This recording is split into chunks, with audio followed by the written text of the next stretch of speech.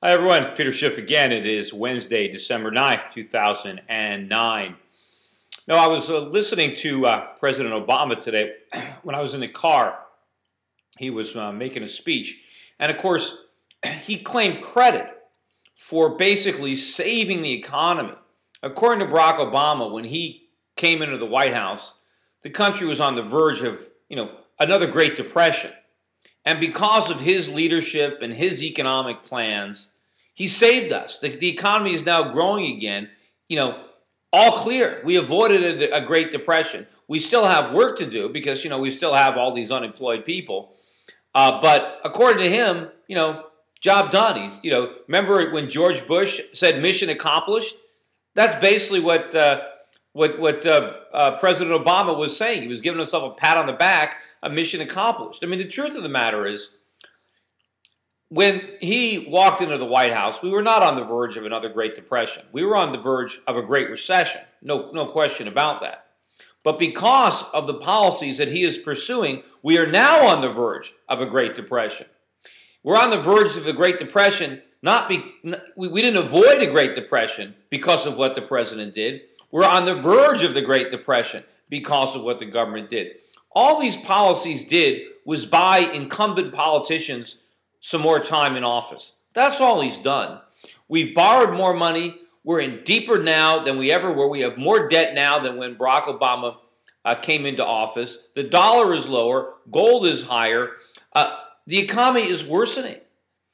Yes, a lot of financial institutions that should have failed are still in business because they were bailed out. But the losses that were going to drive them out of business still exist, except in large part they now exist on the books of the Federal Reserve, or they still exist on the books or the balance sheets of the banks, but we're no longer accounting for it properly. In addition, we've enabled a lot of these institutions to get even more highly leveraged, to continue to gamble and speculate on government money. We've made our too-big-to-fail institutions even bigger so that when they ultimately do fail, the ramifications are even more significant. And more importantly, we're about to pass a significant and expensive and debilitating healthcare legislation, higher taxes. We've got cap and trade in a pipeline.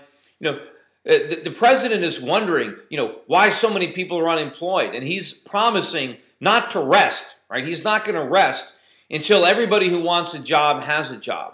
Well, if he just would rest, if he would give it a rest, give big government a rest, give higher taxes and more regulations a rest, then the rest of us, the private sector, entrepreneurs, could actually create some jobs. But because Barack Obama refuses to rest, and instead he is basically harassing and vilifying the entrepreneurs that would create the jobs that he's complaining don't exist, they would actually be there. There's been a lot in the news today about sovereign debt risk. And sovereign risk is basically the risk that a sovereign government would actually default on its debt.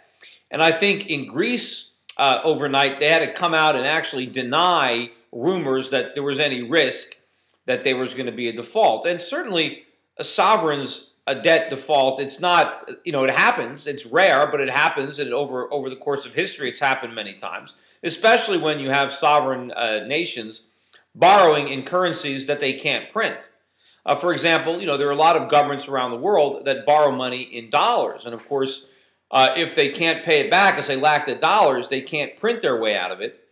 And so they end up having a default. But there are countries that default even in their own currency. And in some cases, a legitimate default is more honest and preferable to the type of default that is likely to happen in the United States, because there's certainly no question that the U.S. government cannot repay its debts. It's just impossible. We've borrowed too much money, and we've spent the money. It's gone. We can't pay it back, so we can only default. And the fact is, when they focus on sovereign credit risk and they assume that there is none in the United States, that's ridiculous. Of course there's risk. We can't pay. In fact, I don't even think it's a risk. I know that there's 100% certainty we're going to default. The question is, what is the form that those defaults are going to take? Obviously, the U.S. government is not going to be honest enough to acknowledge the fact that it can't pay its bills. So it's simply going to print more money, and it's going to default through inflation. the creditors are going to get back their dollars, but they're not going to get back their purchasing power. It would be much more honest if we were more, straightforward with our creditors and acknowledged the predicament that we're in. Of course, our creditors are not without fault here. They are obviously loaning us money when they shouldn't be. And, I am all for private citizens around the world loaning money to American entrepreneurs so they can start businesses and make capital investments and expand their businesses. I wish they were doing that. Unfortunately, with the high regulations and high taxes and growing government, they'd be foolish to do that. So they're not. I mean, why do you think I am helping my clients at Euro Pacific Capital invest abroad? I would love to be able to invest in the United States, but I can't do it because our monetary and fiscal policies are undermining those investments and they're chasing the capital out of the country. I would love to have policy in Washington changed so that private citizens around the world would loan money to American businessmen. But what I don't want is for foreign governments to loan money to our government. That doesn't help our economy. That hurts our economy because that causes the government to grow rather than the private sector. And the bigger the government gets, the more it suffocates the economy. And of course, the money isn't free. We got to pay it back with interest. How are we going to do that? I mean, right now, we're keeping it all together because interest rates are low. Foreigners are buying all this short-term debt. But what happens when interest rates rise, right? I've mentioned this before. We've got this giant adjustable rate mortgage, and everything is fine now while the teaser rate's in effect. But what happens when the reset comes and we can't afford to pay? We're going to get a default one way or another, most likely through inflation. So when you hear these people on television talking about sovereign risk, don't think about emerging markets. Think about the United States market, the biggest potential submerging market of all.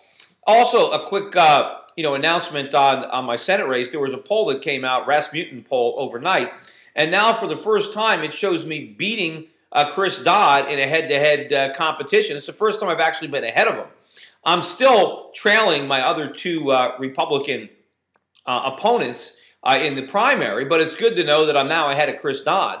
And it shows you how vulnerable he is. And the fact that he's so unpopular that Connecticut Republicans have a chance to nominate a real Republican to go up against him because a real Republican can win.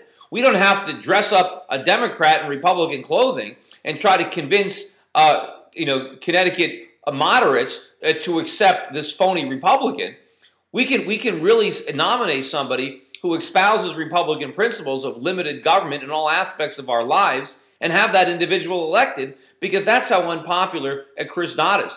Also want to point out, I want to thank people who are commenting on websites. There was an article that came out recently that described the Connecticut race now that Foley had dropped out in Caligari. They said it was a two-person race.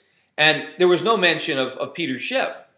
And then I found out about it because I read an article that mentioned all the comments from Peter Schiff's supporters. And I found the article, and there's about 150 comments. Every single one of them was from a Peter Schiff supporter mentioning, hey, why did you leave out Peter Schiff? He's the best candidate. This article is not fair. And I thought that was great. I mean, I didn't even know that this was happening. I didn't do anything to say or encourage this, but supporters on their own obviously were Googling my name on the internet or Googling Chris Dodd or any of the other candidates. And when they saw the article, they made comments. And it's interesting because when I read most of the other articles about the race and I look at the comments section, in general, the only comments are positive comments about me. So I think that's great. I think if we're not, getting, depressed, and when you read these articles, every time they mention our name, it's, long shot candidate Peter Schiff, unknown candidate Peter Schiff. There were other candidates that were in the race that were polling lower than me that were never referred to as long shots. So I think that if the press is going to try to ignore me or minimize me in these articles, it's refreshing to see supporters out there making positive comments because hopefully some of the people who are reading these articles online will also take time to read the comments. Anyway, that's it for today. Take care. I'll be back again soon.